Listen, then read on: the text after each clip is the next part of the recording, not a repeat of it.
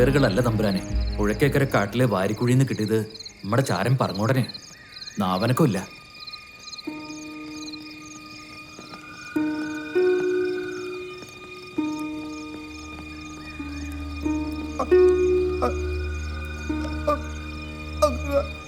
ഇത്തിരി വായുള്ളത് തൊണ്ടയിൽ എവിടെ കുടുങ്ങിക്കിടക്ക. മേപ്പോട്ടുമില്ല കീഴ്പോട്ടുമില്ല.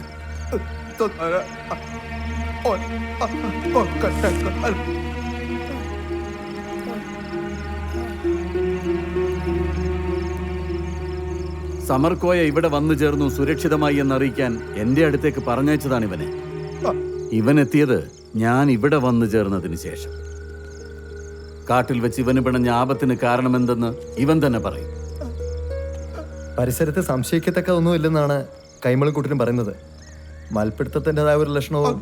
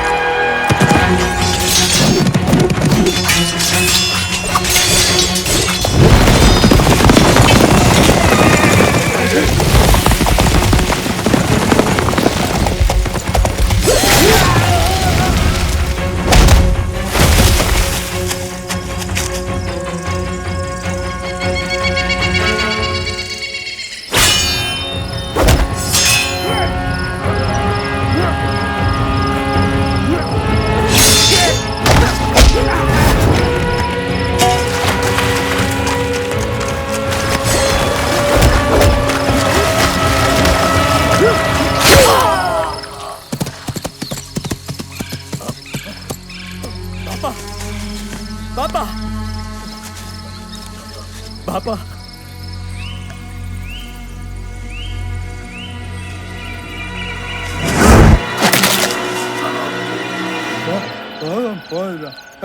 ആളു കിടാവ് അരൂപ മാളികയിലെ വന്നു.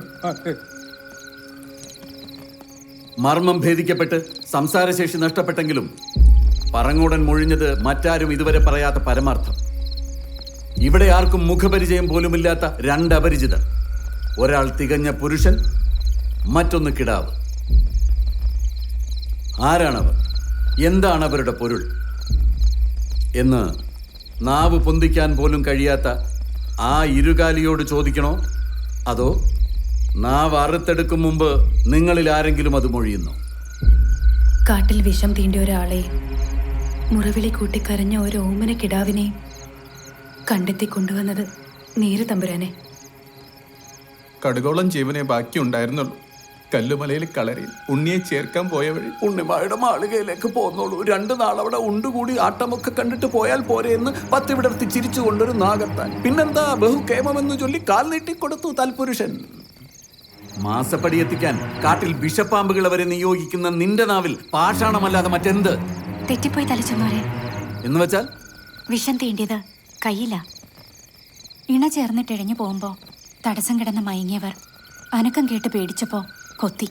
കുറുപ്പച്ചനല്ലാതെ ഇന്നാട്ടിൽ വിഷവൈദ്യം അറിയാവുന്ന മറ്റാരുണ്ട്? അതുകൊണ്ടാ ഇവിടെ തന്നെ കൊണ്ടുവന്നത്. ഓ, നിനക്ക് അവരെ കണ്ടിട്ട് ഒരു സംശയവും തോന്നിയില്ലേ?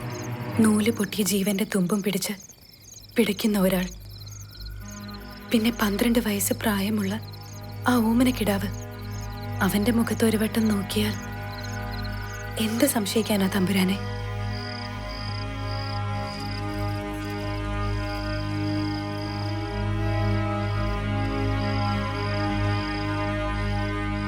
അശുഭമായിട്ടൊന്നുമില്ല.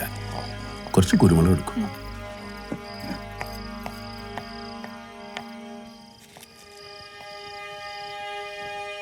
വായ തുറന്നോളൂ.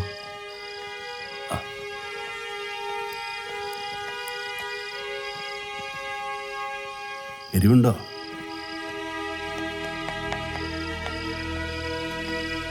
എരിവുണ്ടോ?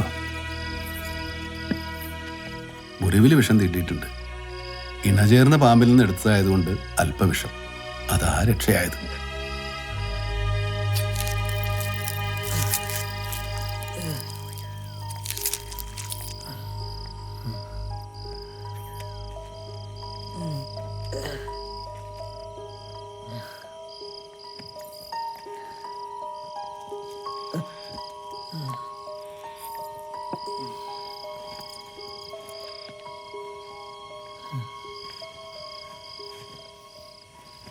ഉറക്കരുത്. ഉറങ്ങിക്കൂടാ. ലോകം മറിഞ്ഞു വന്നാലും ഇയാൾ ഉറങ്ങിക്കൂടാ.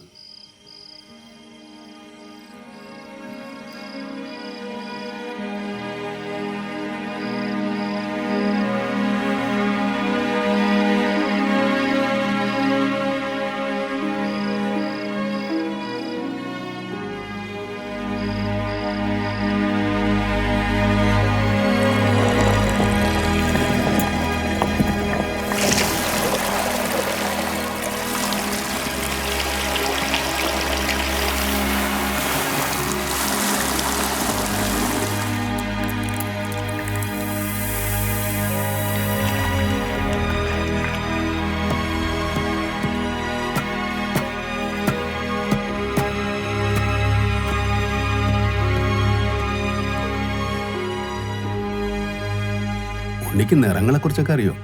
നല്ല ദേവന്മാർക്കെല്ലാം പച്ച, പാർവതിയും ലക്ഷ്മിയും സ്വർണ്ണമഞ്ഞ, ശിവഭഗവാന് വെള്ളയും സ്വർണവും, രാജാക്കന്മാർക്കും ധീരന്മാർക്കും ചോപ്പ്. പുഴയും പാമ്പും മാനും മയിലും മരവും വന്നാൽ എന്താ അർത്ഥം? കാടല്ലെങ്കിൽ കൊടുങ്കാട്, വിടരുന്ന ആമ്പൽ പൂനിലാവ്. അപ്പോ വരയ്ക്കുന്നതിലൊക്കെ ഒരു വഴിയുണ്ട്. കാണുന്നതിനപ്പുറം ഒരു കാഴ്ചയുണ്ട്. അതറിയാലോ. മിടുക്കൻ. ഞാനൊരു കളം നിറച്ചോട്ടെ? നിറച്ചോളൂ.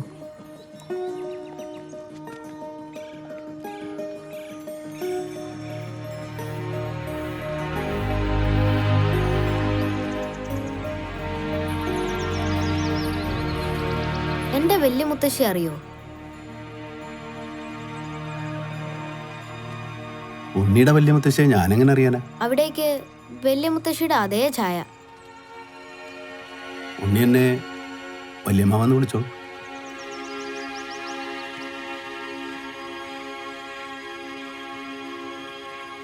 നന്നായി.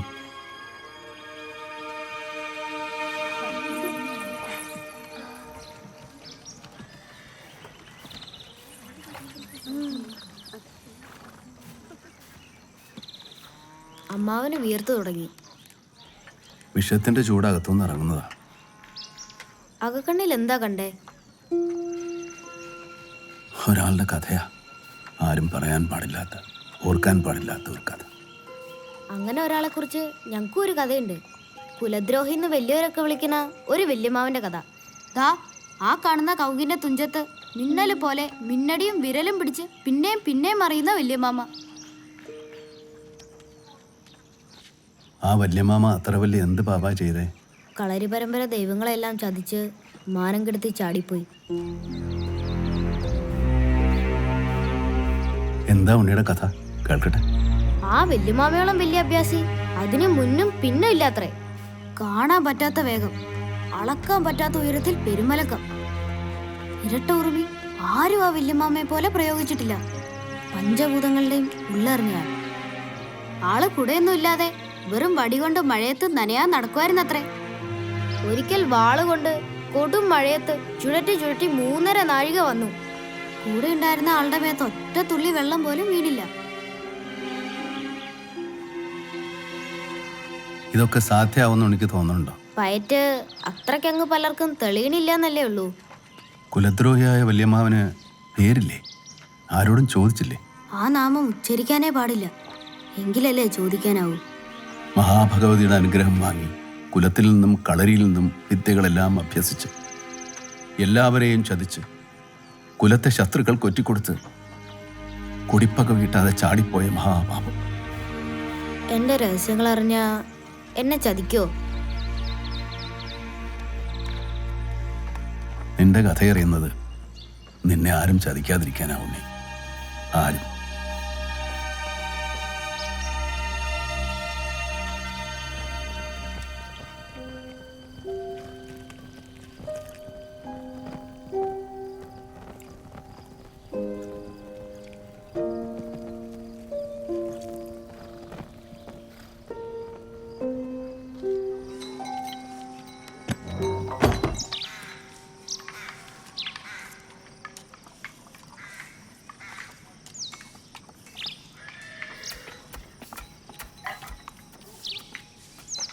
ഒരു പാത്രം മുഴുവൻ കുടിച്ചു.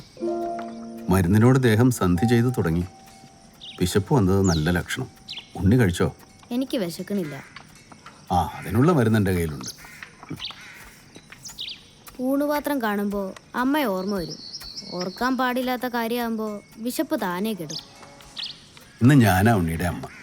പഠിച്ച് വലുതായി തിരിച്ചു ചെല്ലുമ്പോൾ അമ്മ അവിടെ തന്നെ ഉണ്ടാവില്ലേ? തിരിച്ചെത്തുമോന്ന് നിശ്ചയില്ല. ഉണ്ണി തിരിച്ചെത്തും, അത് ഈ വല്യമ്മാവൻ്റെ ഉറപ്പ്.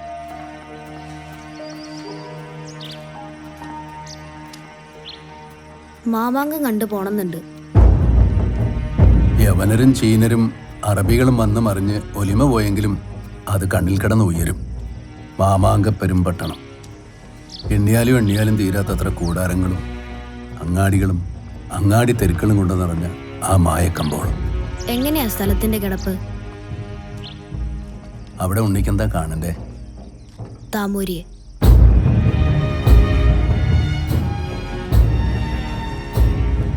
താമൂരി എന്ന് വെച്ചാൽ ഒരാളല്ലെങ്കിൽ മറ്റൊരാൾ. അതൊരാളല്ല, പലരാ. ഒരു വേഷം.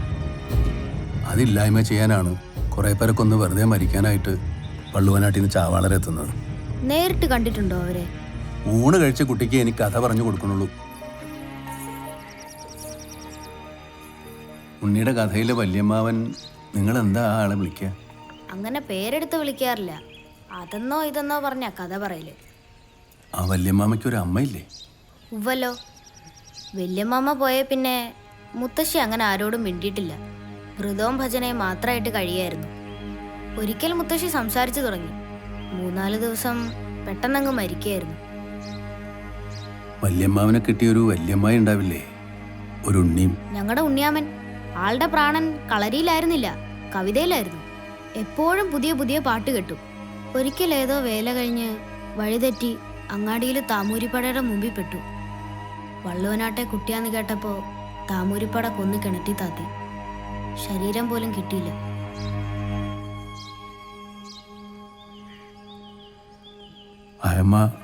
ഉണ്ണിക്കുട്ടി പോയ പിന്നെ ഒരു സ്ഥലകാല ബോധം ഇല്ലാണ്ടായി.